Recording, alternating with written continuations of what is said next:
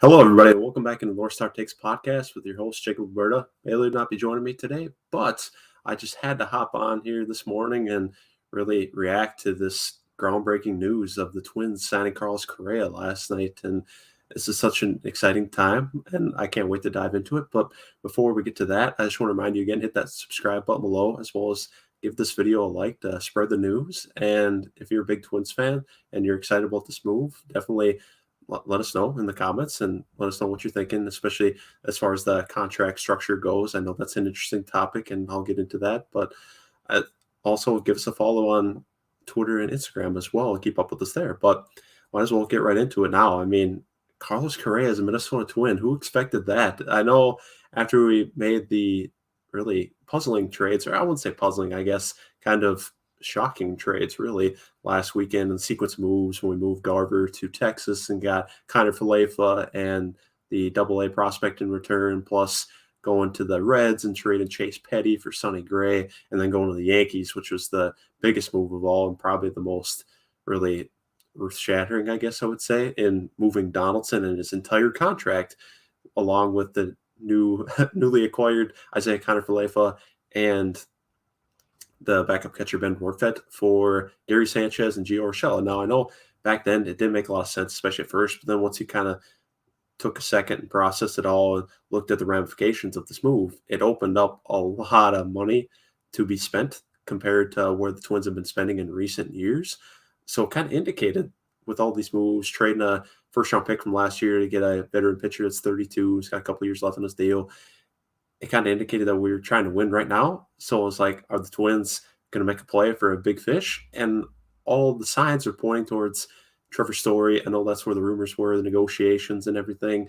And it kind of felt like Carlos Correa was maybe an afterthought just because everybody, or at least it seemed like everybody thought he'd go back to the Astros, maybe sign with the Yankees or something. But then once the Yankees scored Donaldson, felt like the Astros were the favorites again. So I kind of felt like it was Trevor Story or nothing. But then all of a sudden, get the news last night, just feels out of left field. Like nobody was really even rumoring this. Like I knew it was always a possibility because, I mean, he was still free agent for a reason. So yeah, then we end up with Correa. I know even as recently as yesterday, about 8 hours before he signed, all the talks about Story and want to play for a contender and not really sure where he wanted to land. It didn't feel good for the Twins, but then all of a sudden we pivot and it came together yesterday, it sounds like, and Carlos Correa is a Minnesota Twin. This guy is literally an MVP caliber player. I mean, he finished 5th last year in the MVP voting. He was a Gold Glover. He's an all-star. Guy's in the prime of his career, and he got every penny he deserves, really, because he's, I would say, the clutchest player in baseball. Every time the Astros need a big at-bat and a big, really run producer, he was that guy. I mean, he had 18 postseason home runs, which I know Twins fans love to hear because obviously coincidentally that 18 number is kind of interesting because that's how many games we've lost in a row in the playoffs, unfortunately. But this is a guy that can definitely contribute on a good team or on a great team and turn us into something that we can be proud of and be embarrassed of once we get to the playoffs. And maybe he can finally end that streak with guys like Byron Buxton once and for all. So that's a really exciting thing. And this is just a move the Twins don't make. I mean, it's a move nobody has made to this point. Like I said, this is the richest contract ever given out to an infielder in MLB history. And it's the richest contract the Twins have ever given out to a free agent. And I know the structure of the contract's giving him 35 a year, and it's over 3 years, or 35 per year for 3 years. And he has an opt-out after each year of the contract. So this might just be a one-year thing, but it's going to be fun nonetheless. And it's really a testament to the front office's commitment to winning and winning right now.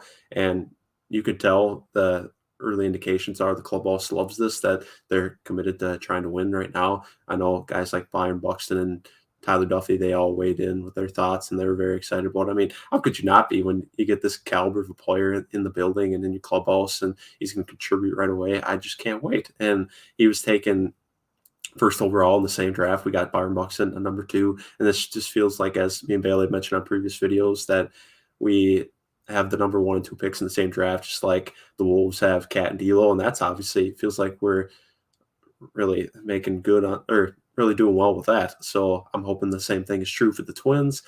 And yeah, it's a great day to be a Minnesota Twins fan. And it's amazing because it doesn't feel like there's a lot of those days. There's many days there should be for us just because, the long playoff losing streak and then last year is just a major disappointment. So feels like we're rejuvenated and got some new energy in here and new life, and feels like the season we could turn into a legitimate contender by adding another pitcher or two to the rotation and bolstering up that bullpen a little bit. I think we have a real opportunity there, and it's it's time to get very excited for a baseball season. I think it was what we're looking forward to already, but now like all hands on deck. Got to get it start rallying around this team because it's going to be a lot of fun.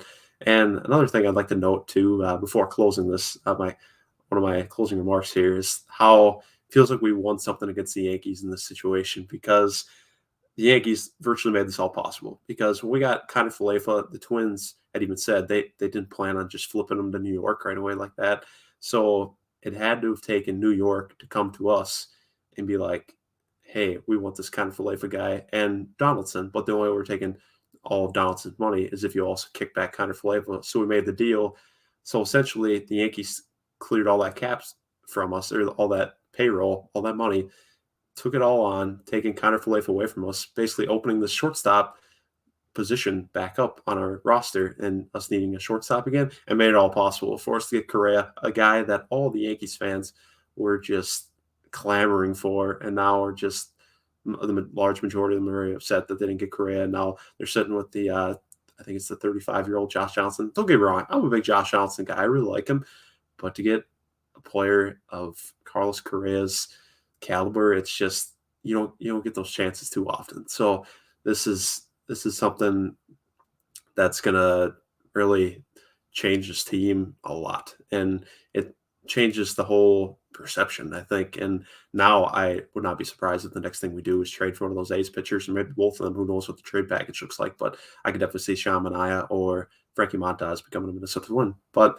I think we're going to leave it at that for today. Definitely, again, weigh in the comments. Tell me what you think of Carlos Correa. If you like this, I know he certainly got the history where some people might not like this just because he's was obviously involved in that Astro scandal, but at the same time, they at least I don't think they were cheating last year, and he had a big season. So I think this is a guy everybody should like bringing in, especially it's got to be a good thing when our ownership is willing to front that kind of money. I think that's something the Twins don't traditionally do. We're a smaller market team that doesn't like to dish out the big bucks like that. So this is a really exciting time, and I can't wait to hear what you guys think. But yeah, again, I'll leave it at that. And again, thanks for watching, and be sure to hit that subscribe button below, hit that like button, and you'll be on the lookout for more Twins content to come, because I am very sure there's a move coming in the near future. So till next time, thanks for watching.